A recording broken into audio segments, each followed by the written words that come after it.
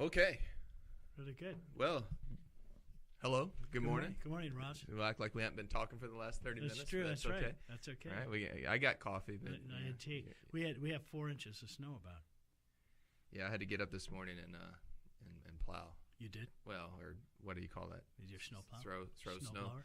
Yeah, the snow blower. Yeah, and then, quite the Wisconsin thing, right? Right when I was done, the snow plow came by. Of course, the big guy. Yeah. So it's life. Yeah. Really cool. There's probably something sermon in that, right? Sure there is. Sure. We're always going from chaos to order. Chaos to order. If you like moving from chaos to order repeatedly, you'll like life.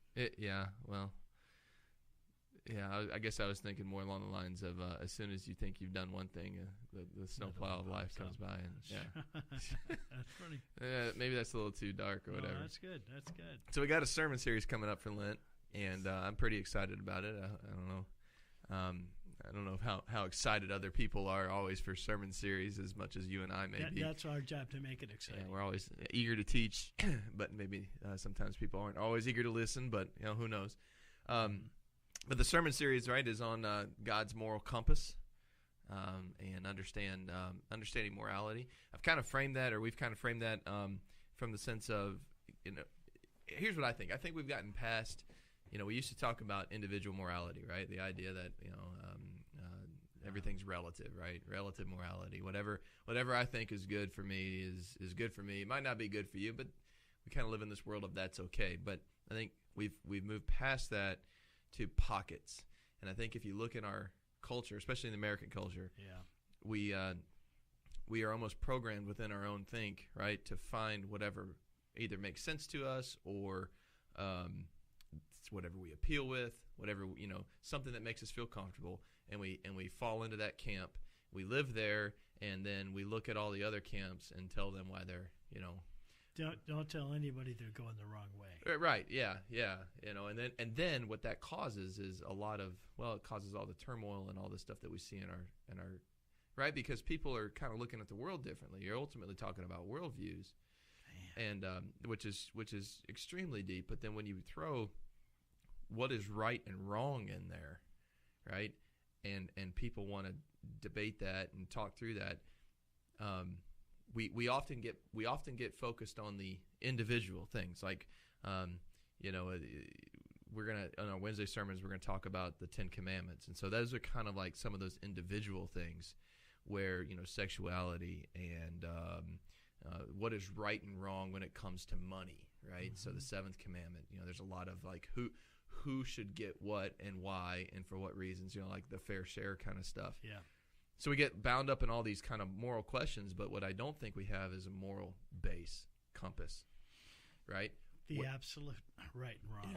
Yeah. Right, because everybody wants to set their own code of conduct, or their own boundaries, or have no boundaries at all. Yeah.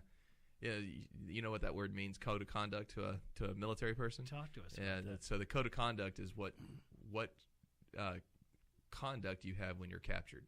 What's going to govern your actions when you're captured? Name, rank, serial number, all that stuff. Yeah, and there's a whole list of things of how what you're supposed to do, not supposed to do, and all that stuff. Yeah. And when you're a POW. Sure. And anyway.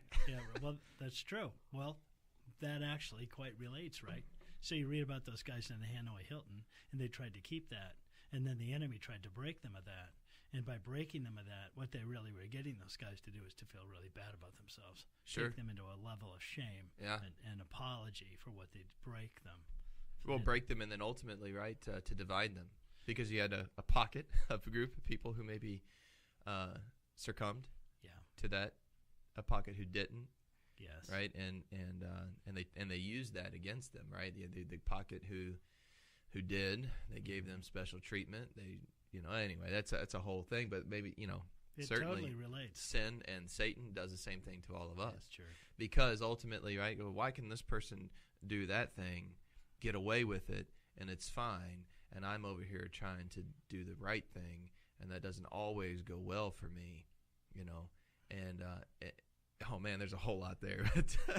Kingdom of darkness. Well, it's just the idea that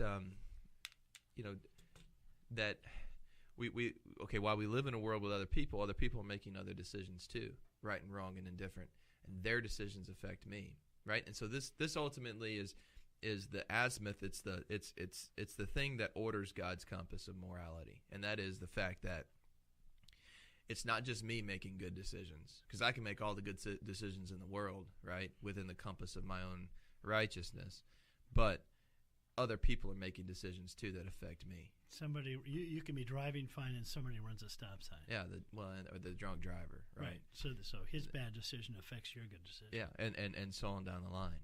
Yeah. And you just talk about that within humanity in and of itself, right? And so I think this is where some people get confusion of sin, and they get to think that sin is, all right, so if I commit a sin, God's going to punish me. And my often line is, okay, we definitely don't want to take away the idea of God's, right, punishing acts, right? He can do that. But at the same time, I don't think he really has to, in the sense that he's already built in the punishments. Well, the old-timers would say that vice is its own punishment.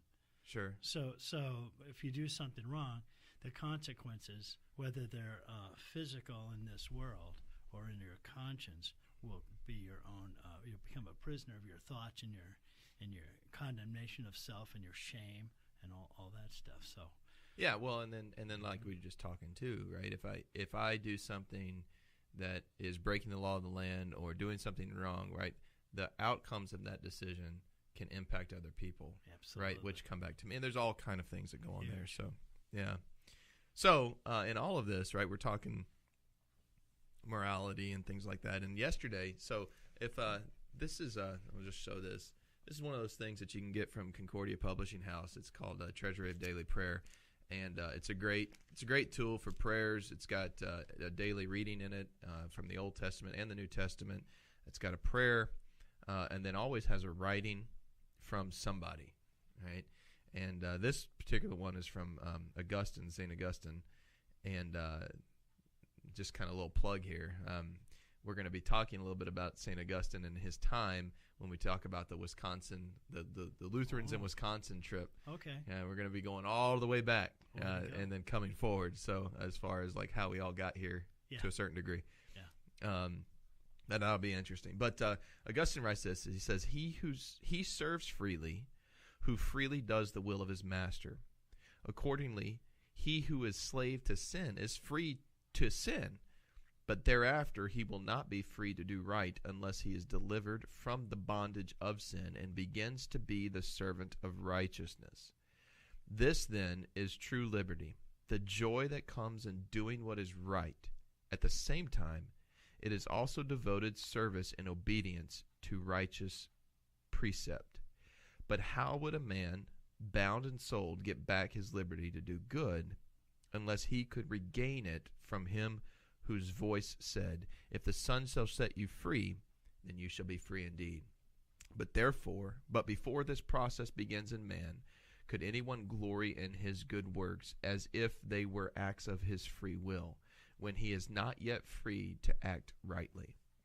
He could do this only if, puffed up in proud vanity, he were merely boasting. This attitude is what the apostle was approving when he said, "By grace you have been saved by faith." And ultimately they're like, so our righteousness before God is different than our righteousness before man. So even so-called evil people, or people who have not been set free from their own bondage of sin, can do good things, right? But ultimately, even in those doing those good things, it's for self. So Augustine would go on to talk about the Latin homo ingratiatus in se, man turned in on himself, right? So the idea that every one of us has this idea that we're turned in on our own desires and hearts, and we need God to turn us out from that. Exactly. Do you remember Campus Crusade for Christ? They used to have that, the 4 spiritual laws, with that picture of the heart and the little throne on the inside the heart. I don't remember it particularly. Okay, no. well, inside this drawing was the heart, and in this the center of the heart was a throne, and fallen man is on the throne himself. So it's all about, as you just said, self.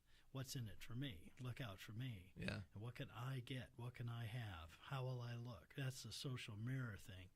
And then that's kind of what he's talking about. It's about self. So there's your Latin there flips that, right? Yeah. So that it's no longer I. That's the ego. So Yeah. the ego drowns. And the Savior takes the throne, is the center of our heart. But we keep bumping him off. Yeah. And putting him back. Throwing him away. Yeah. Yeah. So let me ask you this question. As far as kind of the big deceptions in the world against truth, moral truth, what would you say is your maybe top three, or what do you think is what are the big deceptions that are going on? I've got a couple if you wanted me to start. I think that I remember politicians running for office. I can't say who because I don't want to misquote, but in campaign speeches, we can solve all our problems. That's a quote, and you'll hear politicians say that, and that's mankind kind of thinking we can do anything with our knowledge, our ingenuity, and all of that stuff. Right, create a utopia. Yeah, and we're nothing. We can't Yeah. even decide to have air in this room, or let alone our heart beating. And so the deception is that we can do anything we want, and we can't. I heard somebody say the devil's not that smart, and he just keeps playing the same tricks over and over again. And if we study him, we can actually see that he's just trying to pull off the same thing again. Yeah. Right? So that's one of them. Did you have a thought on one? Well, and so your first sermon in this series is going to be Jesus' temptation in the wilderness, and the three temptations, and Satan uses Scripture against Jesus, and Jesus kind of gives it back to him, and I think one of the things within that deception is how we are deceived within maybe some platitudes or some things we've always said in the church. Maybe we don't need to be saying them anymore, and I think one of the ones is every sin is equal. I think that is a deception that is ultimately dangerous for the Christian. But would it not be true that every sin has a different consequence? But if sin is a sickness, we're all sick. Sure, and so this is where we're talking about the sinner, right? The one who is I sin because I am sinful, because I am a sinner, right? So it comes out of me that I do things. Something wrong in here. But if Christ has saved me, if he's set me free from sin, and he's also set free my will and my desire for him, then I think a very, very bold and accurate question would be to ask, can a Christian set free from sin willfully do something that willfully, let's go with steal. Intentionally. Can I willfully go out into the act of stealing, right, and call myself a Christian? Sure, you can say the words. Well, sure. But this is where it you start unfolding a lot of different things. I heard just the other day from a person who was arguing against Christianity, and they said, the moral, it's morally irreprehensible that we could subscribe to a faith that says that Hitler, upon his deathbed, could ask for forgiveness and be forgiven.